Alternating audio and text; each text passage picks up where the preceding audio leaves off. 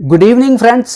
मैं हूं डॉक्टर विवेक माहेश्वरी और साइकोलॉजी की आपकी अपनी पाठशाला में आज हम कॉग्निटिव लर्निंग के तीसरे प्रकार पर चर्चा करेंगे।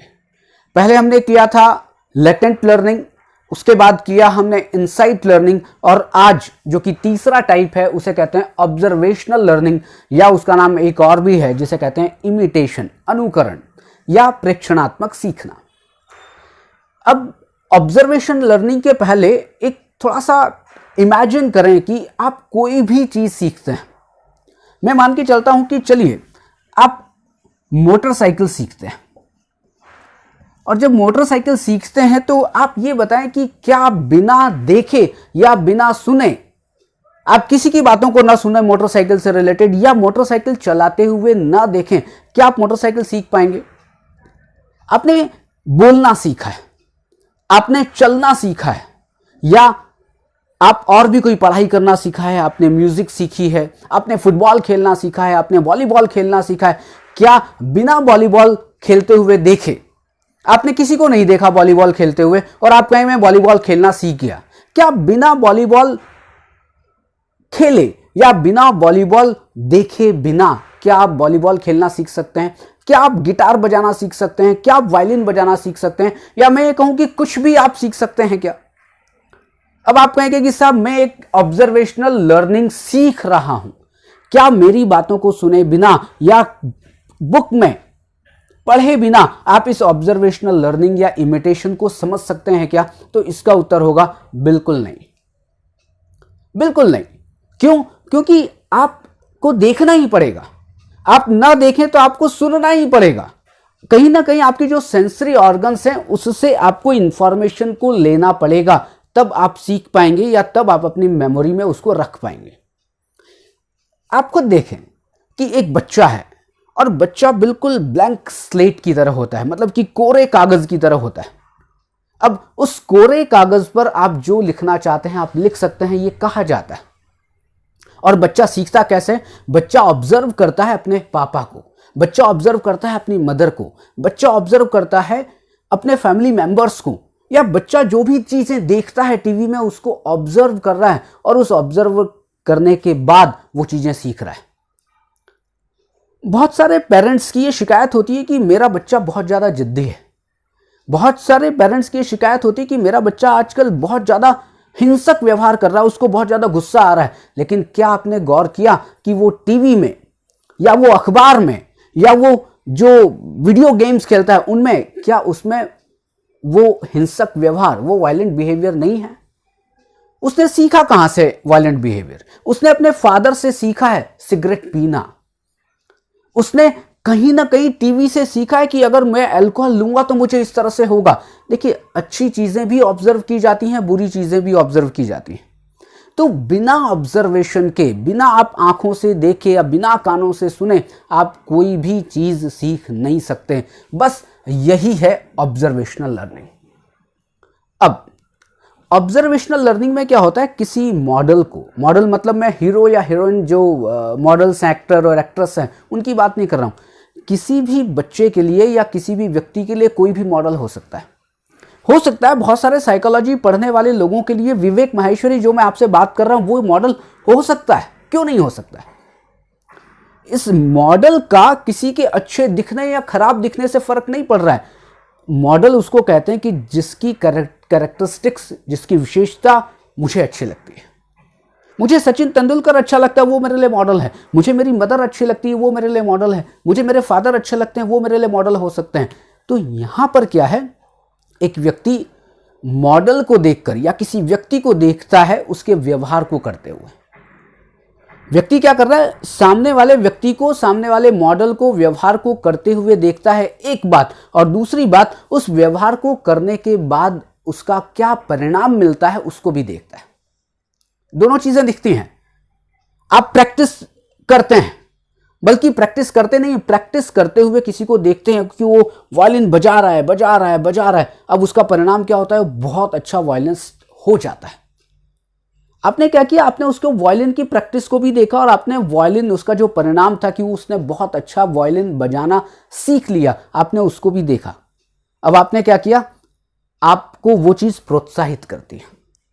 आपको वो चीज प्रभावित करती है और प्रभावित करने के बाद आपने वो काम करना शुरू कर दिया। आपने बॉडी बिल्डिंग, बहुत सारे लड़के करते हैं, जिम जाते हैं, बहुत सारी गर्ल्स योग करती हैं, लड़के भी योग करते हैं। लेकिन आप ये बताएं कि आप बॉडी बिल्डिंग करते हैं, आप मसल्स बनाते हैं, आपने किसी को देखकर आप मोटिवेट हुए होंगे। क्या आप कहें कि नहीं साहब, मैंने सलमान खान को नहीं देखा, मैंने जॉन अब्राहम को नहीं देखा, मैंने आमिर खान की गजनी में नहीं देखा, मैंने कुछ भी नहीं देखा, मैं तो केवल एक मेरा शौक है। शौक ठीक है, शौक बड़ी चीज है, लेकिन फिर भी बहुत सारे लोग बिना ऑब्जर्वेशन के, चलिए आपने उन लोगों को नहीं देखा, लेकिन कहीं तो आपने बॉडी बिल्डिंग करते हुए व्यक्ति को देखा होगा, आपने उसको ऑब्जर्व किया होगा, और ऑब्जर्व करने के बाद कि अच्छा वो इस तरह से मसल्स करता है, वो इस तरह से बेंच प्रेस करता है, और फिर उसके बाद ओ क्या बॉडी बन गई है उसकी, मजा आ गया, मुझे भी बनाना है। मतलब कि आपने ऑब्जर्व किया, उसके रिजल्ट को देखा, और रिजल्ट को देखने के बाद आप प्रोत्साहित हुए, यस अब मैं भी करूंगा। यही है ऑब्जर्वेशनल लर्निंग। आप क्या करते हैं, किसी के व्यवहार को देखते हैं और किसी के व्यवहार को देखने के बाद इमिटेशन, उसका अनुकरण करते हैं। वो जैसा व्यवहार कर रहा है वैसा ही आप व्यवहार करते हैं। यही है ऑब्जर्वेशनल लर्निंग और इमिटेशन या अनुकरण, और ये कॉग्निटिव लर्निंग है। कॉग्निटिव लर्निंग का मैंने पहले भी कहा था एक प्रकार है। अब बात करते हैं कि इस ऑब्जर्वेशनल लर्निंग पर क्या शोध हुए हैं, क्या एक्सपेरिमेंट हुए हैं। कुछ साइकोलॉजिस्ट ने इसके बारे में बात की है, तो फिर हाँ एक बात आती है, एक एक्सपेरिमेंट है, या जब भी ऑब्जर्वेशनल लर्निंग के बारे में बात की जाती है तो एक नाम आता है, एक साइकोलॉजिस्ट का नाम, जिसका नाम है बेंडूरा। और बेंडूरा के आगे एक और चीज ली, इनका एक प्रिंसिपल है मॉडलिंग का। मॉडलिंग का एक प्रिंसिपल है, और मॉडलिंग का प्रिंसिपल यही है जो मैंने कहा था ना, किसी व्यक्ति को मॉडल को देखकर वो व्यक्ति सीखने लगता है, ऑब्जर्व करता है और वैसा ही सीख जाता है। तो बेंडूरा का नाम ऑब्जर्वेशनल लर्निंग के लिए लिया जाता है। एक एक्सपेरिमेंट किया था किनने, एक तो बेंडूरा साहब थे ही थे, बेंडूरा, रॉस एंड रॉस, ये दो रॉस थे, और इन्होंने एक एक्सपेरिमेंट किया था 1963 में, और बहुत फेमस एक्सपेरिमेंट है ये। और वो किसके ऊपर किया था, वो किया था बेबी डॉल। बेबी डॉल गाने की बात नहीं कर रहा हूं, क्योंकि बेबी डॉल जो गाना है वो तो बहुत बाद में आया है। मैं बेबी डॉल की बात कर रहा हूं कि ये गुड़िया है, ये खिलौना है बेबी डॉल। और इस बेबी डॉल के ऊपर बेंडूरा, रॉस एंड रॉस ने 1963 में एक एक्सपेरिमेंट किया, जो कि एक्सपेरिमेंट बेबी डॉल एक्सपेरिमेंट नाम से फेमस है। आप कहीं भी उसको बुक में या इंटरनेट पे देख सकते हैं। क्या किया होगा, अब उन्होंने क्या किया, नर्सरी क्लास के बच्चों को लिया। नर्सरी क्लास बड़ी छोटी होती है, क्योंकि वहां पर मैंने क्या कहा था, बच्चे ब्लैंक कोरे कागज की तरह होते हैं। अब कोरे कागज की तरह होते हैं, तो अब इस एक्सपेरिमेंट को हम यहां पर बना लेते हैं। मैं ऊपर, ये आप एक बार स्क्रीनशॉट ले लें, मैं ऊपर का मिटा देता हूं। ओके, मैंने अभी कहा कि नर्सरी के बच्चों को लिया, नर्सरी क्लास के बच्चों को लिया, एक बात हो गई। अब उन नर्सरी क्लास के बच्चों को उन्होंने दो ग्रुप में डिवाइड कर दिया। एक ग्रुप को मैं नाम दे रहा हूं ए, और एक दूसरे ग्रुप को मैं नाम दे रहा हूं बी। जो एक्सपेरिमेंट किसके ऊपर था, बेबी डॉल के ऊपर था। अब इन्होंने क्या किया, जो ग्रुप ए के जो बच्चे थे, उन्होंने एक एक्सपेरिमेंट डिजाइन किया कि एक आदमी है, सामने एक आदमी दिखाई दे रहा है, और वो उस बेबी डॉल, मतलब कि वो जो गुड़िया थी, जो खिलौना था, उससे वो क्या कर रहा है, उसको हाथ में उसने लिया, और हाथ में लेके उसको एग्रेशन दिखा रहा है, उसको वो मार रहा है, उसको पैर से भी मार रहा है, उसकी नाक दबोच रहा है, उसके आंखों को नोच रहा है, उसके गाल पे चिमटी खोल रहा है। मतलब कि वो उसके लिए गुस्सा दिखा रहा है। कौन, इन बच्चों ने, मतलब कि ग्रुप ए के बच्चों ने एक आदमी को देखा कि एक आदमी उस गुड़िया के साथ, उस बेबी डॉल के साथ बहुत ही एग्रेसिव बिहेवियर दिखा रहा है। ये कंडीशन फिनिश हो गई। अब ग्रुप बी की बात करते हैं। ग्रुप में बी में भी नर्सरी क्लास के बच्चे थे, उनको भी एक ऐसा ही एक आदमी दिखाया गया जो कि बेबी डॉल के साथ खेल रहा था। लेकिन यहां पर अंतर यह था कि वो बेबी डॉल को मार नहीं रहा था, वो बेबी डॉल को प्यार कर रहा था, वो बेबी डॉल को किस कर रहा था, वो बेबी डॉल को दुलार रहा था, वो बेबी डॉल से बहुत ही प्यार से बातें कर रहा था। बिटिया कैसी है, कितनी अच्छी है, कितनी प्यारी है, वो ऐसा कर रहा था। अब ग्रुप ए ने क्या देखा था, एक आदमी को देखा था जो बेबी डॉल को मार रहा था, एग्रेसिव बिहेवियर कर रहा था उसके लिए। ग्रुप बी के बच्चों ने क्या देखा था कि एक आदमी उस बेबी डॉल को प्यार कर रहा है। दो कंडीशन अलग अलग हो गई। अब क्या हुआ, अब उस आदमी को हटा दिया गया, मतलब कि ये दो कंडीशन अलग है। अब इन दोनों को, मतलब ए प्लस बी, मतलब कि इन सारे के सारे बच्चों को क्या किया, एक कमरे में बुलाया गया, एक कमरे में उनको बंद कर दिया गया कि अच्छा ठीक है आप यहां पर खेलो। किसको, ग्रुप ए और ग्रुप बी दोनों को मिला दिया गया, सारे के सारे बच्चों को एक कमरे में रख दिया गया। वहां पर बहुत सारे खिलौने थे और बेबी डॉल भी थी।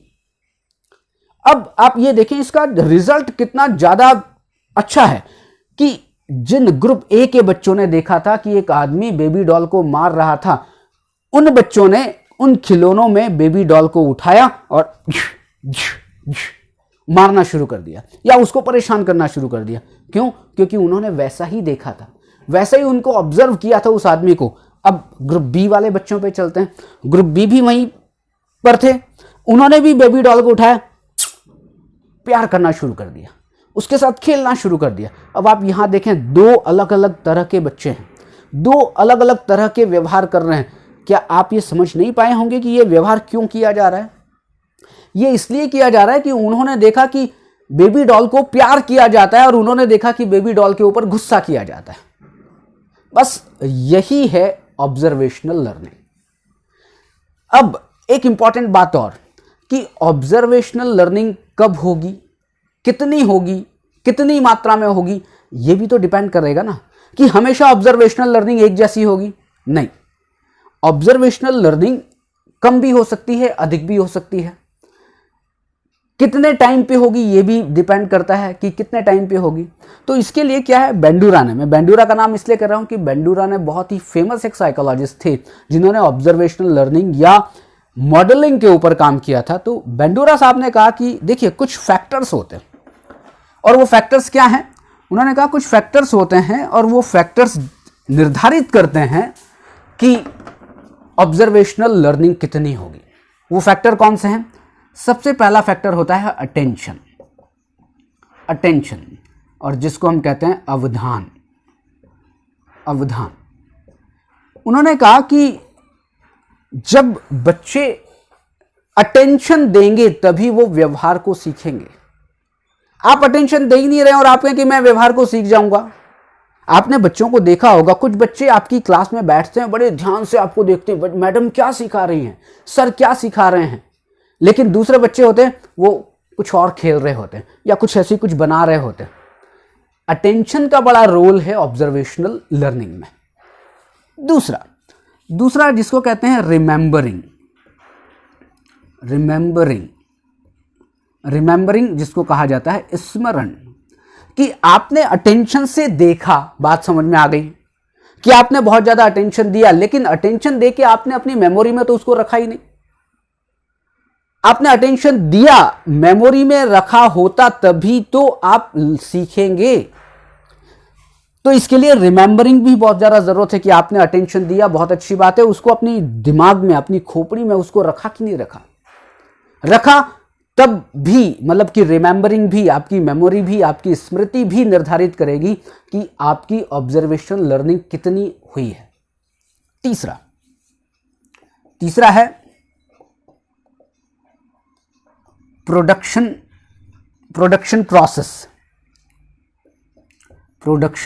प्रोसेस, और जिसको हिंदी में कहते हैं उत्पादन प्रक्रिया। ठीक है भाई साहब, आपने अटेंशन भी दे दिया, आपने मेमोरी में भी रख लिया, लेकिन अब आप में एबिलिटी नहीं है कि आप उसको रिप्रोडक्ट कर सकें। अब याद है, लेकिन अब आपको यह क्षमता नहीं है, यह एबिलिटी नहीं है कि साहब मैं उसको करूं कैसे। अब करूं कैसे तो फिर दिक्कत आ गई। तो उसके लिए क्या करना पड़ेगा, बेंडूरा ने कहा कि आपको रिप्रोडक्शन एबिलिटी है कि नहीं है, आप वैसे ही व्यवहार फिर से कर सकते हैं या नहीं कर सकते हैं, इस पर भी निर्भर करता है आपकी ऑब्जर्वेशनल लर्निंग। बहुत सारे बच्चे याद कर लेते कि साहब हमें याद है, बोल के बताओ, नहीं बोल पाएंगे, करके बताओ, नहीं कर पाएंगे, लिख के बताओ, नहीं कर पाएंगे। इसका मतलब यह कि जो प्रोडक्शन प्रोसेस है, उनकी जो उत्पादन प्रक्रिया है, यहां पर दिक्कत है।